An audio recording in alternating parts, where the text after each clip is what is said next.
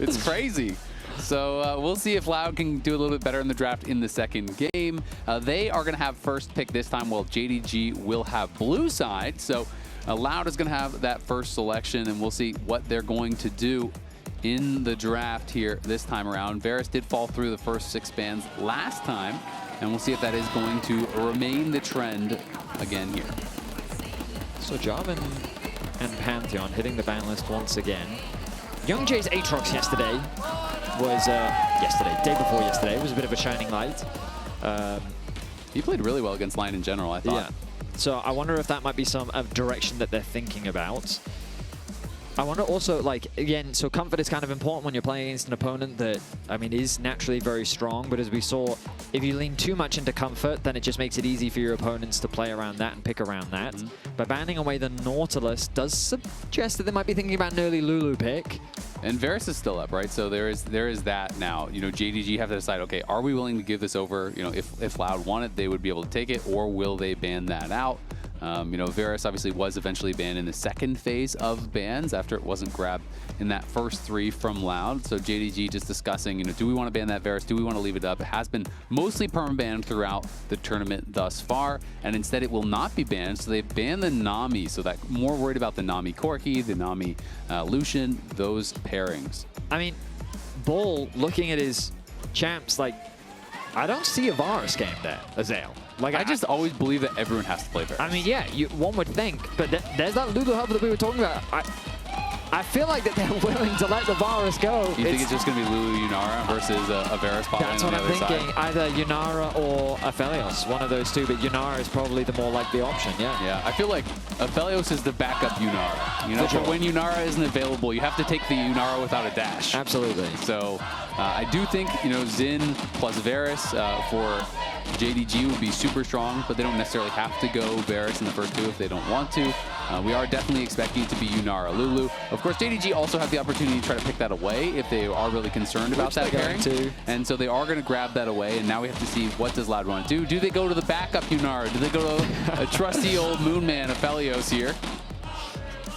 You said Moon Man. I thought you said Moon Man. And I was like, oh. He's got, isn't he like something to do with the moon? Yeah, no, you're completely right. Yeah, he's very edgy, loves the moon. That's completely accurate. Ooh, do you think they'll on-hit Vedius if they go Vedius here since they have Lulu?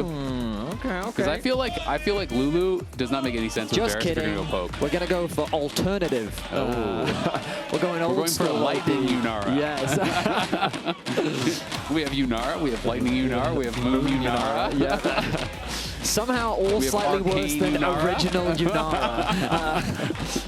Well, in any case, they're putting responsibility on Bull to be the hyper carry in this game. Yep. Does mean that JDG can just draft for a winning bot side match. We're going to blind pick mid. I do feel like they're allowing the jungle pool to get very tight. There we are. Okay, that makes a little bit more sense to me. Get that Aatrox. We were just talking about how YoungJae on the Aatrox did get that win against LYON, and he looked pretty convincing on it when he was able to find a couple of good ganks towards the bot side of the rift. And it's always really powerful to have champions like Xin, like Aatrox with enchanters, right? And they have the Lulu. Absolutely. So, you know, when you can buff up this Aatrox, especially if YoungJae gets ahead, if he has some success in the early game. I mean, he got first blood last game. If you can get that kind of a start, it is quite strong. Neeko looking like a strong choice here for Vampire. Of course, you said it, you know, they pick support and bot first, so you're going to have prio on that bot side, definitely with the Neeko.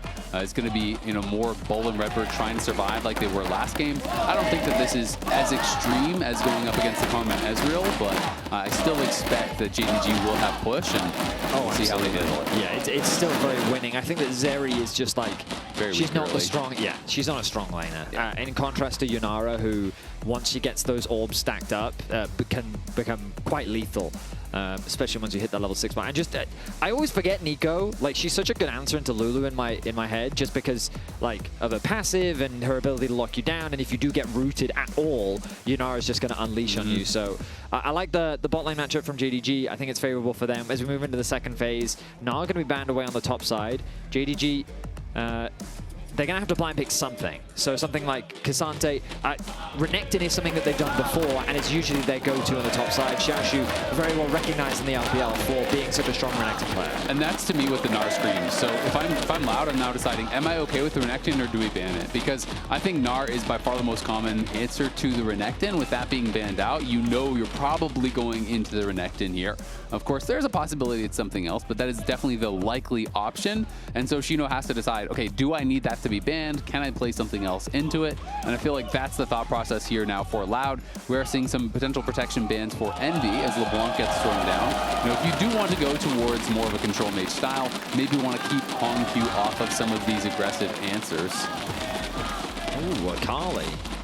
What that suggests. Oh, it's the answering ban for the LeBlanc because of the chain's interaction with the Shroud is considered very good. So I think they're saying, oh, you banned LeBlanc because you want to play Akali, so we're going to ban the Akali, so you can't actually pick that. So it feels like they're just kind of reading into what the bans are meaning on the other side. And now, yeah, just wondering, is Loud going to ban the Renekton, or are they totally fine giving that over? Personally, I would ban it. I would too. Xiaoxu is very good. Yes. Yeah, that's pretty much it. Renekton, very good. So let's see if they go in the direction. I mean, it seems like Loud is very much banning mid lane champions with the anticipation of getting something comfortable for themselves. What do you think the Annie ban signifies? Because it's kind of interesting. I mean, they did hover the Victor earlier. Yeah, but Victor is really good into Annie, so there's no way you're doing that protection ban for it, unless you're just that worried about the later game, like the composition. Because Victor heavily outranges Annie. I think that is a terrible 1v1. But Renekton, the obvious pick once that Gnar got banned out. To me, like, Annie is strongest against melee champions, things like, you know, if you want to play Yone or want to play aggressive stuff, right? But Akali has been banned out. I mean, she also compositionally, like, Wukong Annie was tried and true, right? So she can definitely plug and play. Yeah, I was thinking Syndra, but then I'm again like Syndra's great into Annie. Yeah, I was thinking to myself, is Annie something you're really scared of? No. But hey, they banned it away. That's fine. I think that HongQ can do kind of whatever he wants. If it was me, I would pick Fizz, but we're in a pro game, and I don't play professionally. So I think that not going Fizz makes a lot of sense. But Ahri, I don't love. I do think one of Ahri's worst matchups is Syndra. So quite a confidence play coming through from HongQ to actually bring this matchup in, just because a good Syndra player could make life really miserable for the Ahri. And they don't have great setup. I mean, neither side has great engage, let's be honest. And when you're looking over at Loud side, what's your engage? A Scatter of the Weak. And when you're looking over at JDG, it's basically just Vampire or then, you know, a Flash Charm or, you know, Flanking Renekton, whatever. They have some more options as far as that goes. But so maybe the Annie was just, hey, we're more worried about this compositionally. We just don't want you to have more go buttons. And the potential there for Envy to deny that engage always has to be something we keep in mind. You know, as Vampires going forward, you can hit the Scatter onto the Neeko, push him back, deny that potential Pop Blossom. So we'll see how that 1v1 goes and if they're going to be able to mark Vampire. In my mind, all I think of is like, Syndra hates stuff that basically wants to flank you. She ideally wants to play front to back. She waits for like the damage to be done where she can find that execute and... excuse me. She...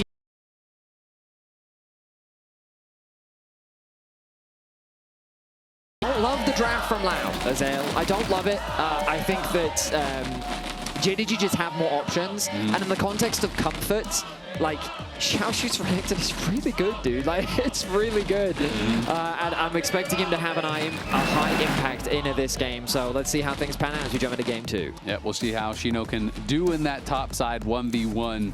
Of course, if you can survive the early game as the Ksante, it can become a pretty comfortable matchup, and you can have a lot of value on that Ksante, being the only true frontliner that really is in this game. So we'll see if Xyno can have success there up on the top side. Did pretty well against Xiaoxu in game number 1. Of course, a lot of that was YoungJae constantly ganking as well. But I really think that Loud's bot lane has to hold up better than they did in the first time for them to have a real shot here. So if I'm Loud, my comms are, all right, Envy, we are perma-ganking mid. I think that Syndra's EQ combo is super effective against Ahri, and I think that you have really easy gank setup. And so I think that they should be looking to put as much pressure onto HongQ as possible here in this early game if they want to try and find an early lead. We'll see if they're going to be able to do that. Is just a bit of trading back and forth here in the mid lane. HongQ already has a potion advantage, has had a pretty good level 1 trade there into MB, kind of forced that trade and is playing bone plating on the side of the Ahri, so was able to win out very heavily in that level 1 trade.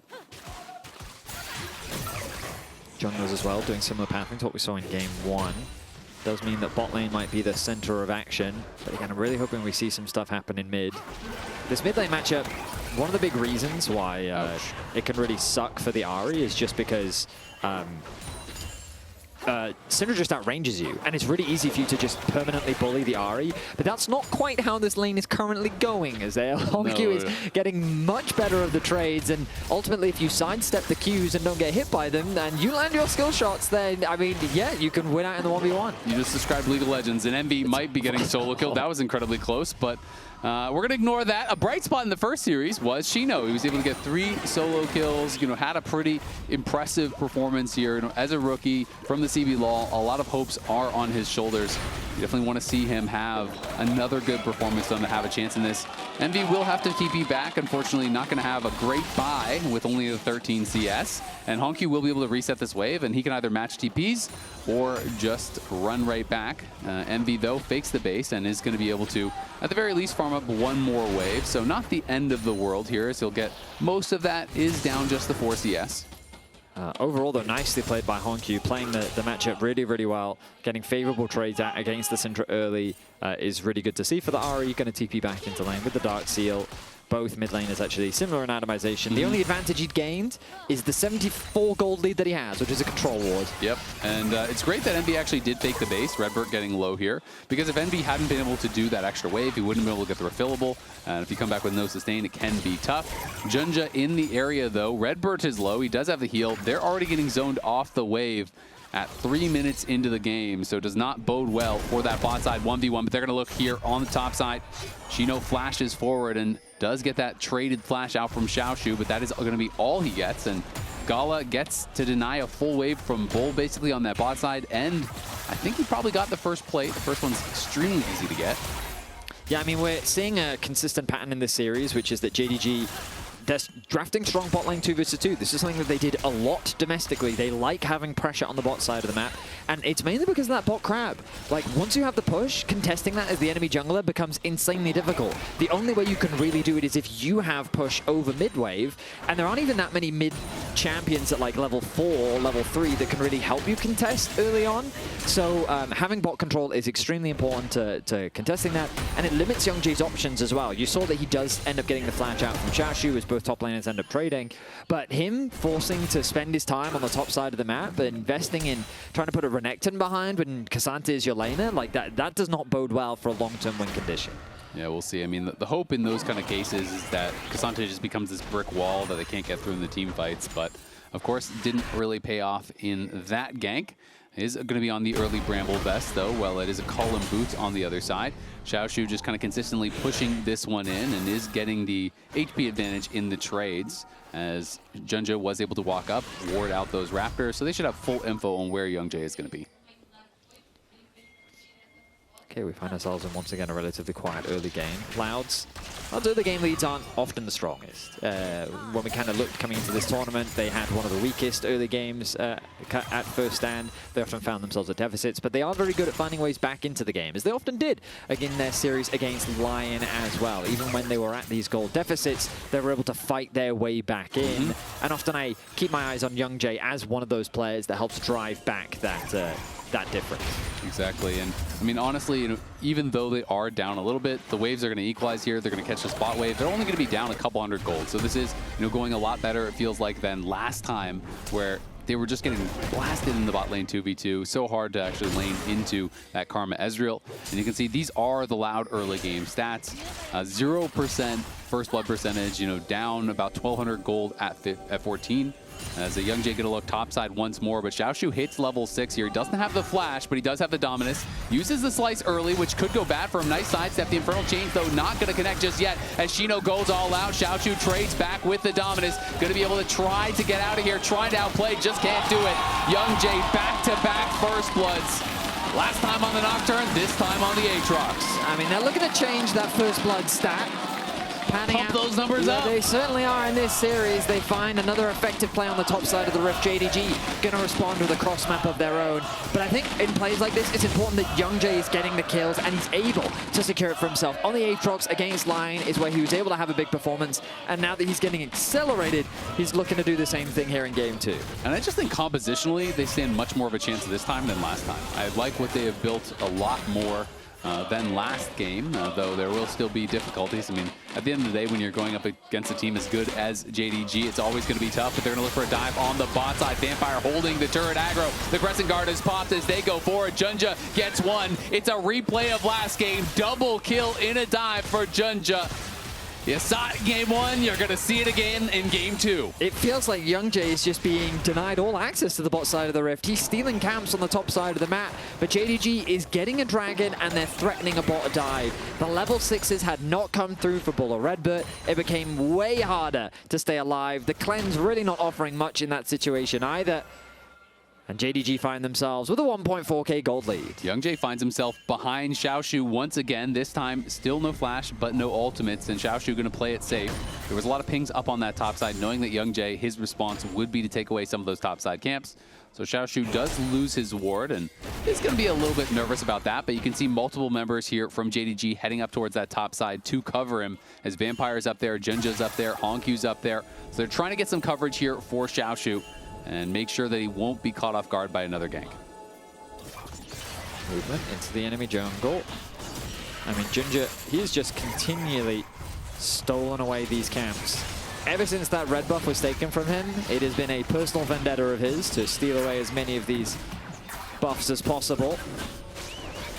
Grubs are alive as well. He may just turn his attention straight towards them, and yeah, he's going to do just that.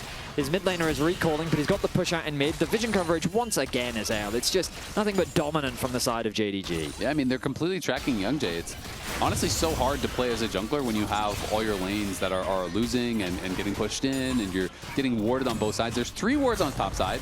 The ward just expired on his blue buff, so, you know, they're still going to know exactly where you are. Because as long as you have one side warded, you know they can really only be on the other side looking for a lane gank. Yeah. And because there's not good gank assist, lane ganks on Aatrox are going to do nothing, right? It's not like you have a Nautilus, and Aatrox doesn't have good gank setup himself, so really there's not going to be much of an avenue of approach for him. And that is going to make things very difficult for these Aatrox, who really can only kind of sit back and farm. Going to do his best. They do have some vision from Loud on the bot side of the Rift. They've got that one deep ward in the lane to spot out any lane potential gank coming through from JunJia. YoungJae going to clear out some vision of his own as well, thanks to his control ward. Bull going to go in, pops the ulti here. Gala going to turn and fight, though. Vampire hits him with a Pop Blossom. In comes the shielding from Lulu. Will keep Bull alive. They wanted to go for an aggressive trade, but bit off more than they could chew. HongQ and Envy fighting heavily. HongQ incredibly low. Does get hit by the ulti. Will be able to just run away, though, with the Spirit Rush.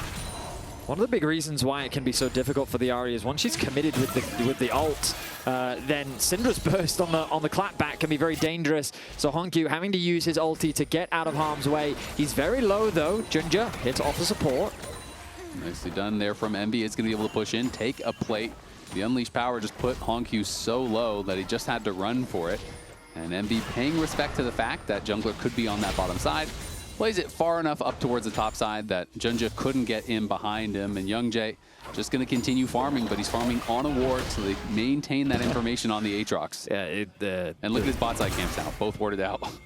Just the vision control continues to simply be immaculate from JDG. They're either invading as a collective, JunJia and Vampire together to get that deep vision, or they're using Prio to just drop deep wards, right? As someone who dies to every gank, I'm going to start linking these VODs to my team. It's not my fault I'm dying to the ganks. True, it's your fault you didn't ward out the gank. Absolutely. Knowing that I would die. Yeah, and thinking about it, like, I duo with Medic sometimes, and you're right, my deaths are his fault. They are. Why didn't he ward that out? Why didn't he ward that out? That's a great point, Azael. I'll have a review session with him after this series. Charm doesn't quite connect from Envy.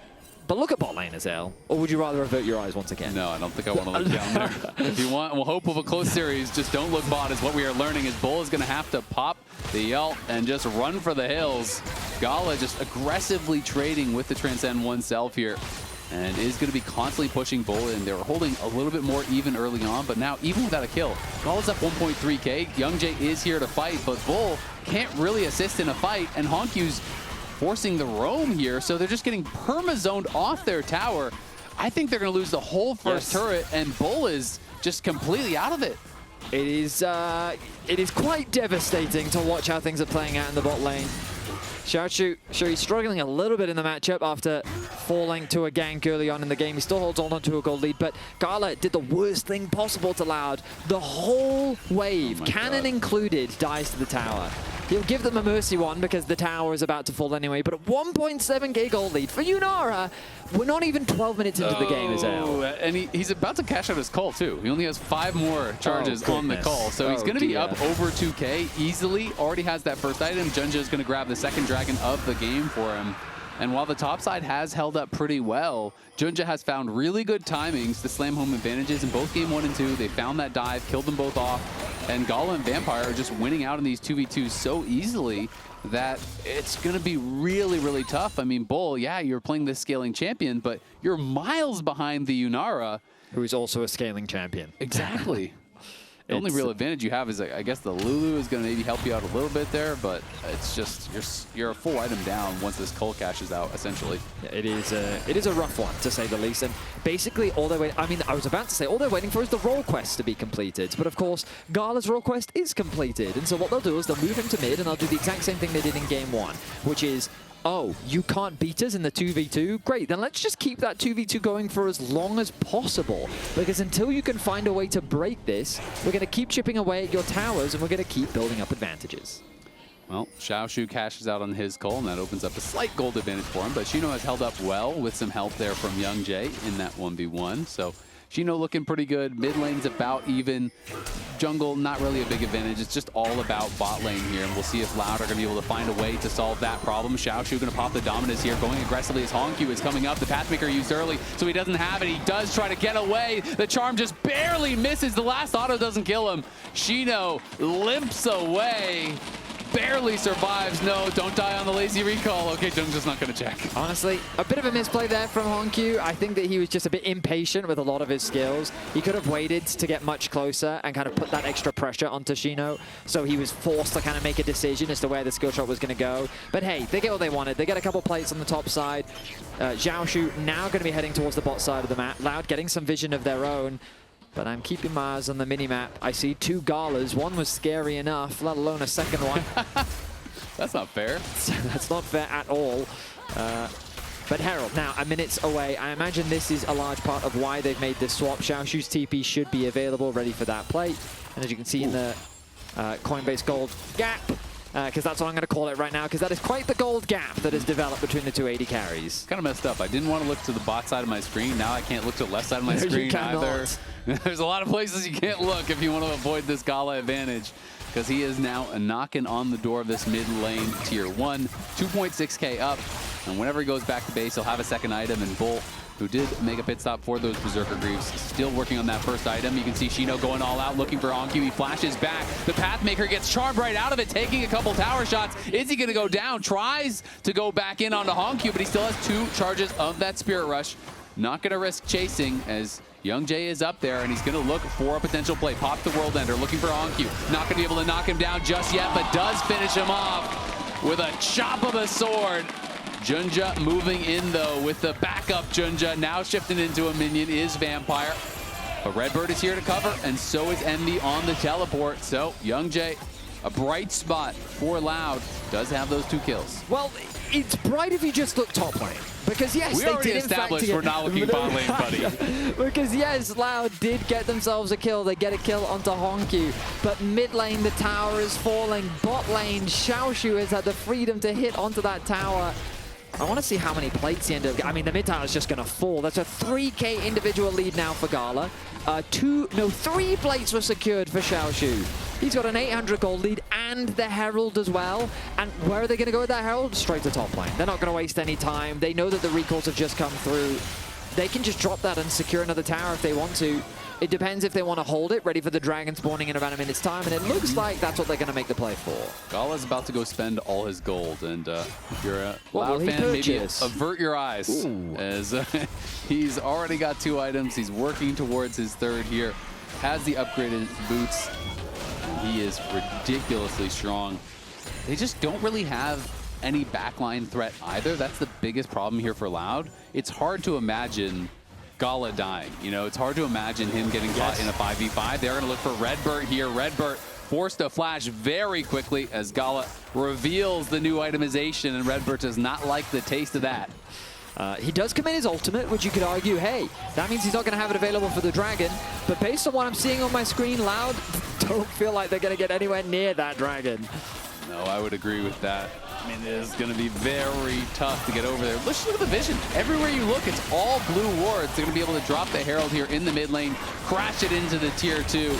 Envy is there to cover, but the tower goes down regardless. 5.5k gold lead. It's the Infernal Chains easily sidestepped by Gala. And the bot lane being pushed in once more. Everywhere you look, it is JDG building these incremental advantages. Just like last game, it is now turned into a massive edge. I don't know. How do I word this? You know when... Oh, but he got the scuttle. Big. You know when we watch our regions just kind of get perma-killed in all their lanes and absolutely slaughtered? Yeah, unfortunately, yeah. I don't know if that's worse than just slowly losing like this. Because this feels like you just can't do anything. Just everything is kind of, at least like in the other version, there's like lots of kills, you know?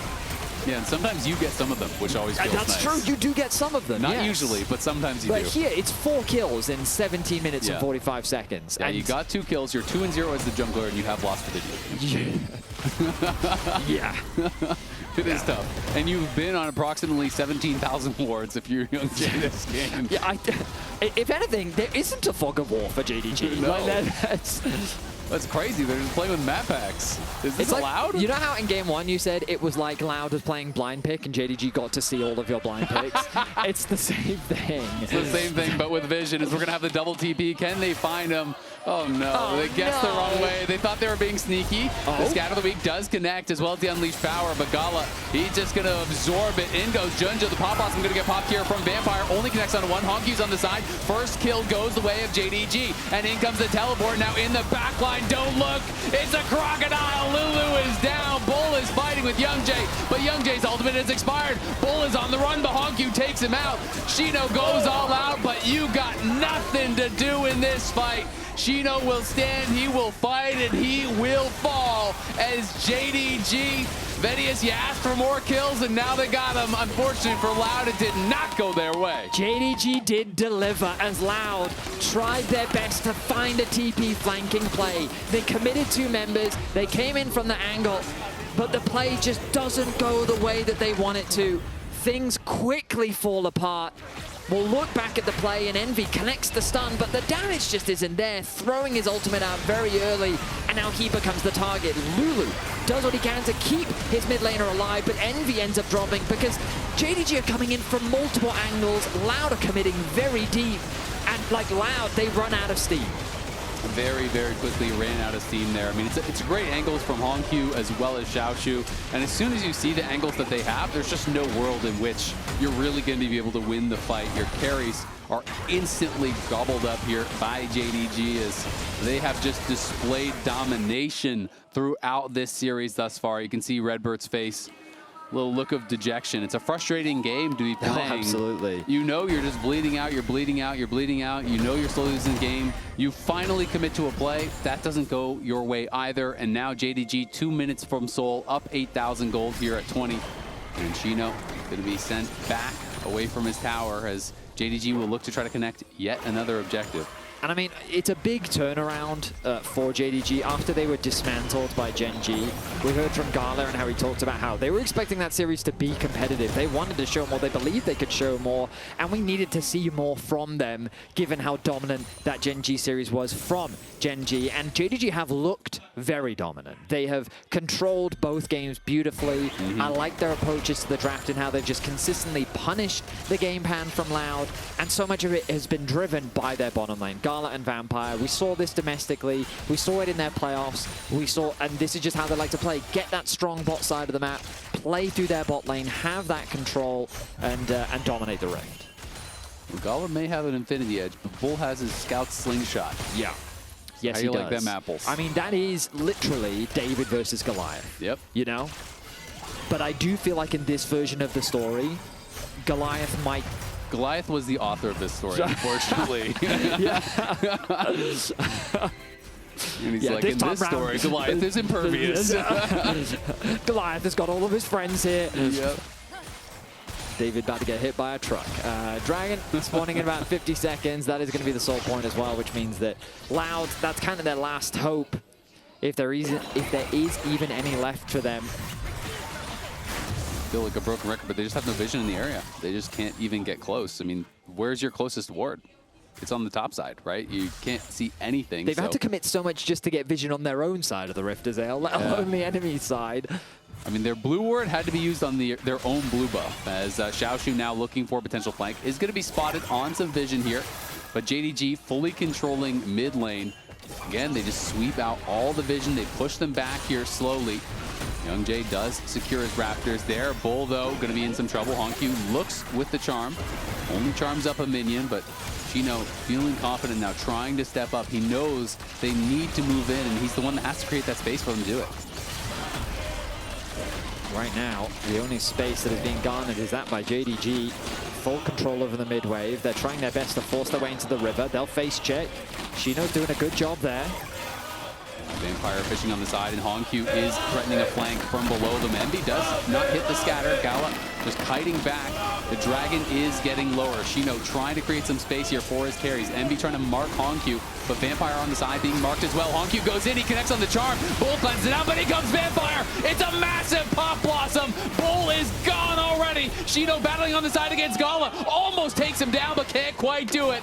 It's all the kills going to JDG. 5 for 0. 23 minutes in, they TP to top lane, and they're looking to end this. A one-sided slaughter as JDG tear Loud apart in a 5 for 0 ace. 23 minutes into game 2, they will show them no mercy, leave no remorse as they look to take down the Nexus and go to match point. JDG may not have been able to take down Gen.G, but they are looking incredible here today. Not going to try to risk it on the Nexus push. Instead, they just take the inhibitor. They'll go back to Soul. They decide, you know what? They could be respawning.